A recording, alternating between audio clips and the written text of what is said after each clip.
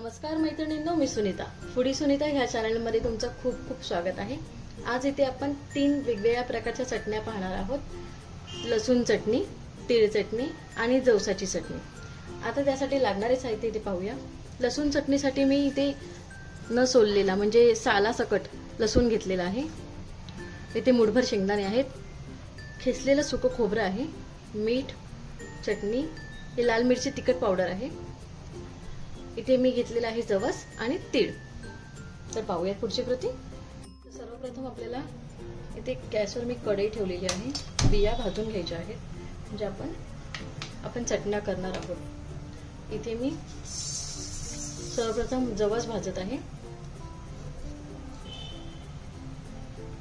Gas हा अगदी मंद आचेवर करा म्हणजे मस्त अशा बिया ह्या भाजल्या जातात।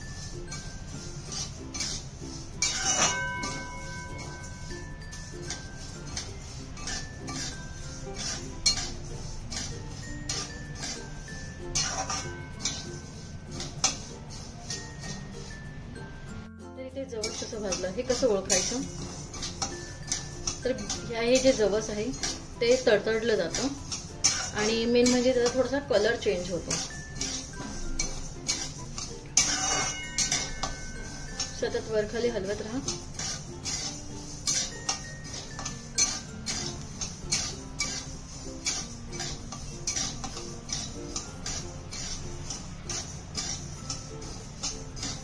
जवस मंद आचेवर जर भाजले तर ते व्यवस्थित असे भाजले जातात आणि खरपूस होत नाही।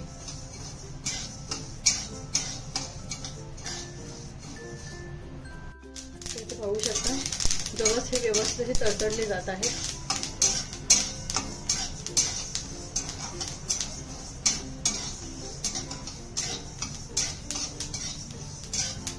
आणि कलरही चेंज झालेला आहे।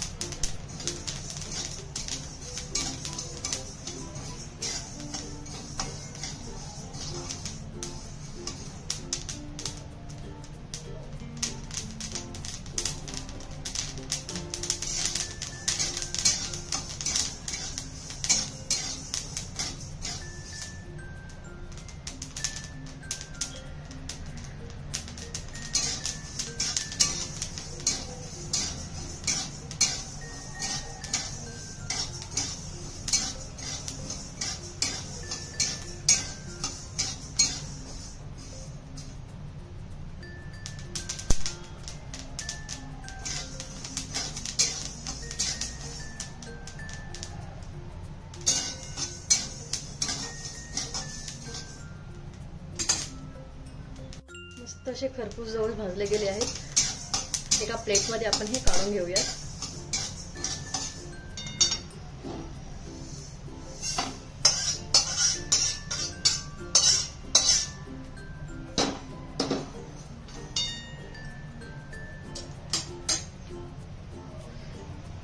आणि सेम पद्धतीने आपण तीळही भाजून घ्यायचे आहेत। इथे मी तीळ भाजत आहे।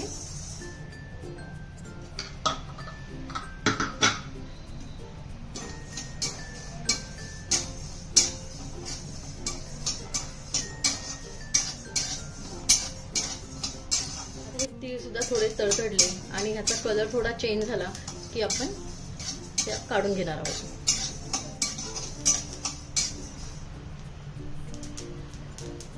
कढई गरम असल्यामुळे पटकन तीळ होते गरम होतील। गॅस हा मंदच ठेवा।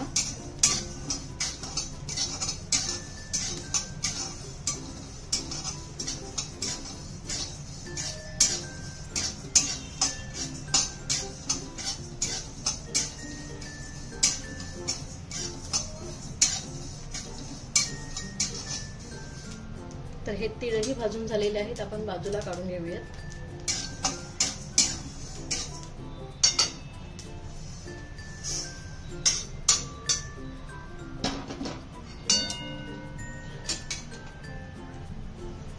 आता इथे लसूण चटणी करण्यासाठी आपण शेंगदाणे भाजणार आहोत। अगदी मुठभर इतके शेंगदाणे घ्या.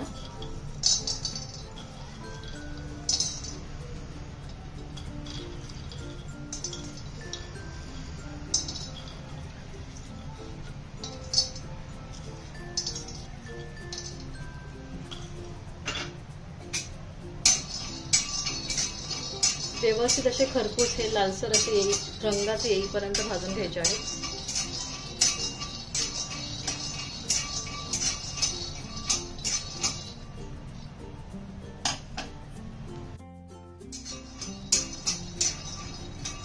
शेंगदाणे थोडेसे लालसर भाजत आले की आपण लसणाच्या ज्या पाकळ्या आहेत त्या घालणार आहोत.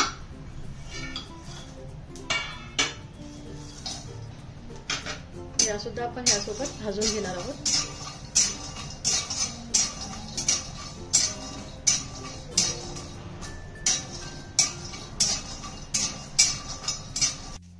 तर इथे पाहू शकता लसणाचाही कलर थोडासा चेंज झालेला आहे. इथे मी सुक्या खोबऱ्याचा कीस घातलेला आहे. तोही व्यवस्थित असं भाजून घ्यायचा आहे.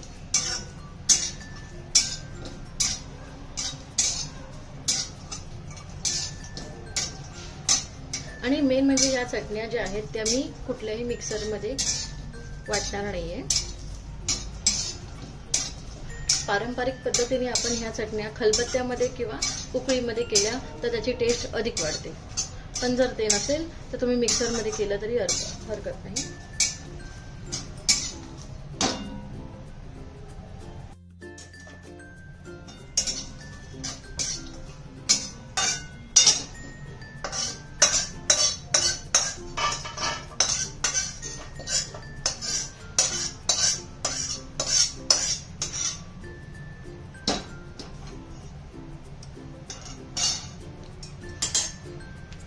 आता सर्वप्रथम मी जवसाची चटणी करणार आहे.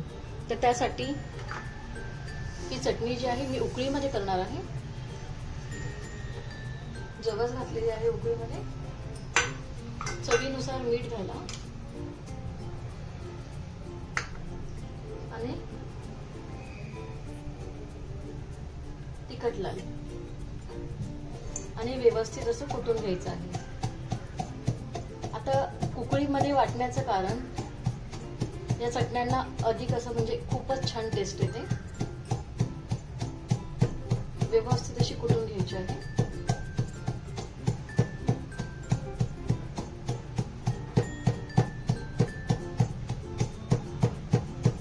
आता इथे ना आपल्याला मिठाचं आणि तिखटाचं प्रमाण चेक करायचं आहे.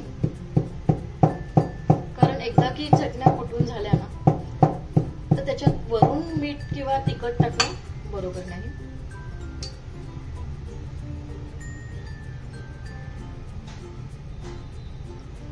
परफेक्ट. तर मस्त अशी जवसाची चटणी ती रेडी झालेली आहे. पाहू शकता. तर ही चटणी आपण काढून घेऊयात. तर इथे सेम पद्धतीने आपण तिळाची चटणी ही करणार आहोत.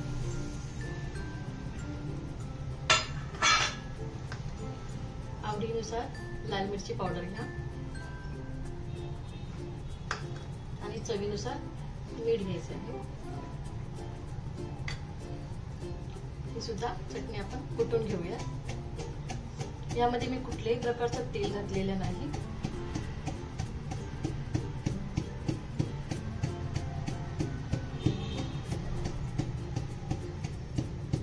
अगदी महिना 2 महिने अशी चटणी टिकते आणि प्रवासात खायलाही मस्त.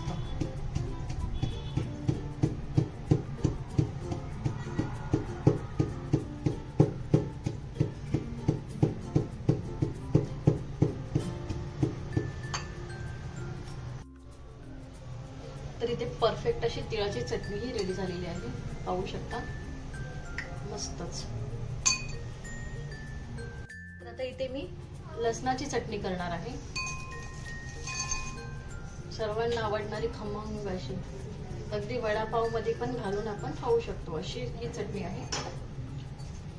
पण ह्या चटणीमध्ये मी एकच बदल करणार आहे. इथे मी 1 चमचाभर इतकं तेल घालणार आहे. अगदी 1 चमचाभर इतकं घाला. लाल तिखट पावडर आणि चवीनुसार मीठ बस. आणि आपण व्यवस्थित असं वाटून घ्यायचं आहे.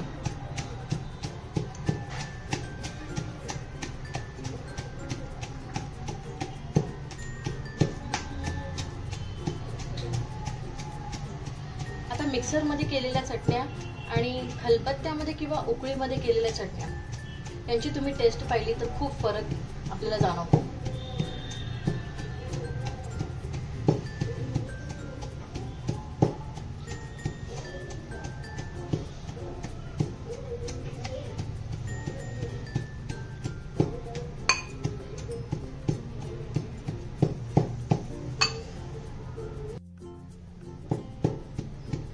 तर या तीनही चटण्या करताना एकदम बारीक अशा वाटू नका, अशा जाड्या भरड्या वाटा.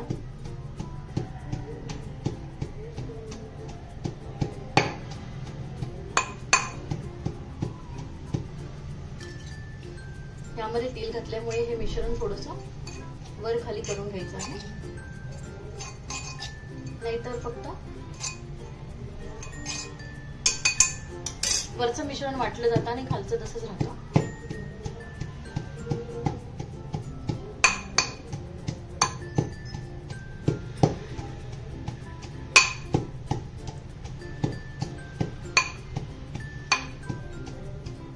गावाकडे अगदी पाट्यावरही या चटण्या खूप मस्त पद्धतीने वाटल्या जातात आणि त्या तितक्या टेस्टही लागतात.